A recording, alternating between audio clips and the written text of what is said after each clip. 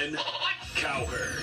The Patriots over the weekend came out. Hey, these stories are outrageous. The basis of this story is true. Bill Belichick spent 3.5 years developing Jimmy Garoppolo, and they gave him away. I can live with somebody embellishing something to me over the course of a 22-page story. This is The Herd with Colin Cowherd. 2 through 5 on 1420 NBC Sports Radio Tri-Cities.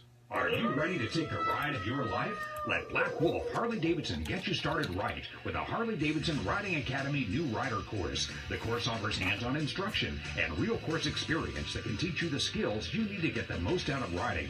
For a limited time, active military, veterans, and first responders and their spouses can learn to ride for $99. Riding Academy classes are filling up quick. For information or to enroll, go to blackwolfharley.com. The ultimate Harley-Davidson experience.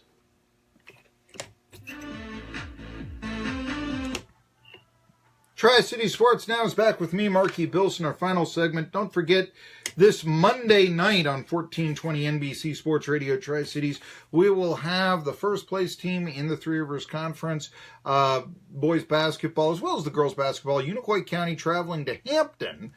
And we've been promoting this game a lot, but you'll be able to hear that on Monday night. Unicoi County High School basketball is brought to you by the following sponsors: Health and Home Care, Jones and Church Farms, Unicoi County Insurance Agency, Unicoi Gas Utility District, Farm Bureau Insurance, Irwin Paint and Body Shop, Clinchfield Federal Credit Union, the Irwin Computer Guy, Relay for Life of Unicoi County, Dr. Jason Cunningham, Irwin Utilities, Irwin Bonding, Unicoi County Memorial Hospital, Urgent Care of Irwin, Irwin Pets, and the Irwin Kentucky Fried Chicken. Congratulations to Cheryl Clark Gray. You are a $25 gift certificate winner from Unicoi County's own Kentucky Fried Chicken right there in Irwin.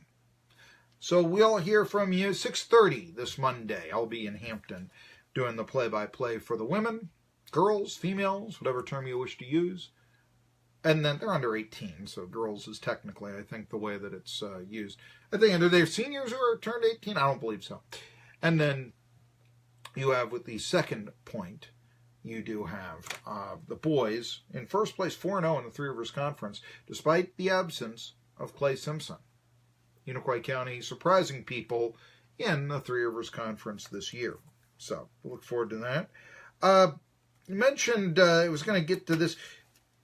The Carolina Panthers, they fired Mike Shula. Boy, Mike Shula's stock's gone down. I can remember, talking about Alabama, Georgia this week for obvious reasons. I can remember when Mike Shula beat Georgia when college football was in its infancy. I think it was the first college football game. Was it the first one ever televised on TBS?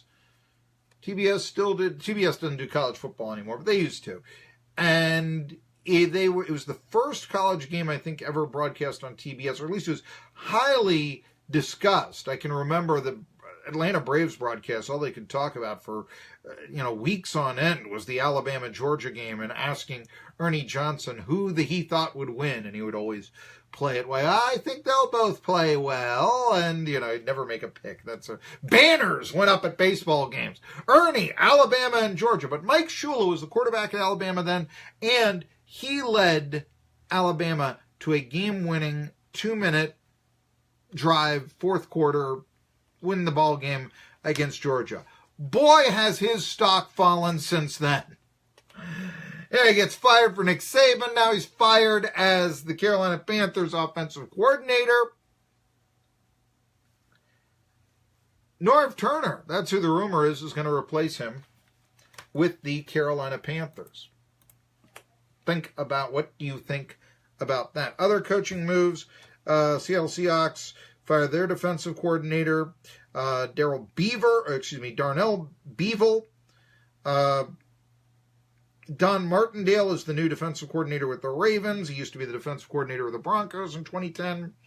He also used to be the linebackers coach. He replaces a guy by the name of Dean Pease because Pease retired as the defensive coordinator of the Ravens. I'm the new Ravens linebacker coach, if you're inclined to be interested in such things. Mike McDonald. I mention all this because Mike Smith, former ETSU linebacker, used to be the linebackers coach and defense coordinator of the Baltimore Ravens. Now he's the DC of the Tampa Bay Buccaneers. Also, Eric Bieniemy is the new offensive coordinator of the Kansas City Chiefs. He was the running backs coach, and that sounds like a good hire because he used to coach Jamal Lewis, and for that matter, he'll still be coaching in one way or another Kareem Hunt. Jon Gruden, of course, is the new Raiders coach. It's my belief that he's the new coach of the Oakland Raiders because the Tennessee Volunteers fans made him a candidate again by keeping his name alive as a coaching candidate. So there you go, the famous Tennessee rumor, which is always wildly optimistic. Well, it doesn't ever work out for Tennessee, but in this case, it works out for the Oakland Raiders. Now, he won't be owning any of the team. That's the case. Let's see here. He talks about he never really wanted to leave the Oakland Raiders. I never wanted to leave the Raiders. I never thought I'd be back. But here I am, and I'm ready to get to work. Well, you will be leaving Oakland within 2 years. It's kind of set. The other thing, a lot of people talking about how will he do with Derek Carr. In fact, Rich Gannon, the last quarterback to take the Raiders to the Super Bowl, has come out and said, I question Derek Carr's work ethic, and Gruden has got to get Derek Carr to work harder. Here's what Jon Gruden had to say. The former Tennessee assistant who married a Tennessee cheerleader. Hey, have you heard that story yet? Only 1,000,000 times.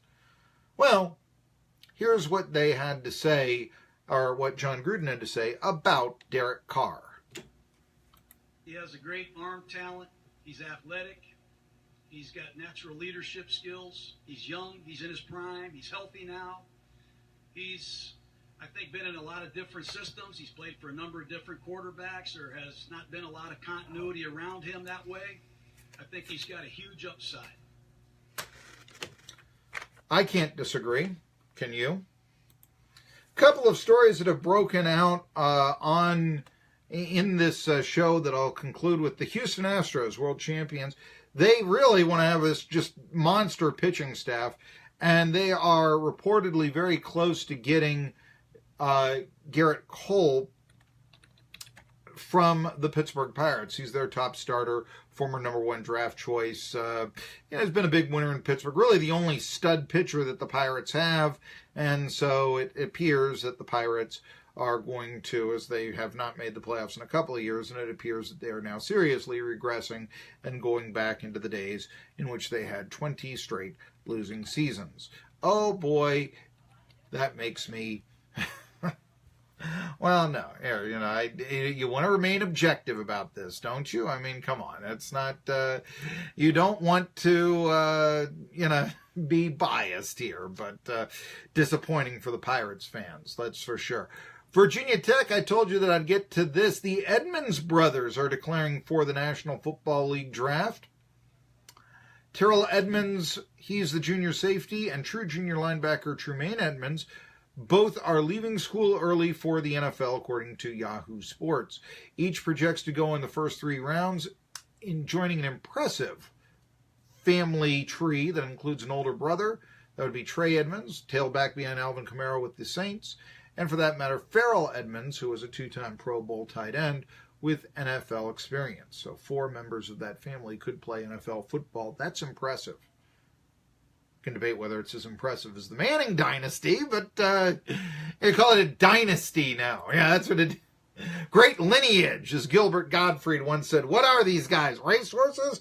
No, they're football players. Give me a break. Come on. So that's the way that goes. Tomorrow, and I also mentioned earlier in the show, Vic Eason is going to transfer from Georgia. And he'll go join the Washington Huskies. And that really does look to be something good for him. Tomorrow, I'll be talking a little bit about the Ball family. You want to talk about lineage? They're packing them in Lithuania. Why should we care? I'll be talking about that. I'll also be talking about why the NFL ratings may be down as compared to college football. But until then, I'm Marky Billson. I'll see you tomorrow at 2 p.m. Colin Cowherd is next. He's been the guy pushing for Nick Saban to be a head coach. I don't think that'll happen. Or Nick Saban, a coach in the pros. I don't think that'll happen. I think he'll be a coach at Alabama next year. See you tomorrow. WBMB Irwin, 1420 NBC Sports Radio.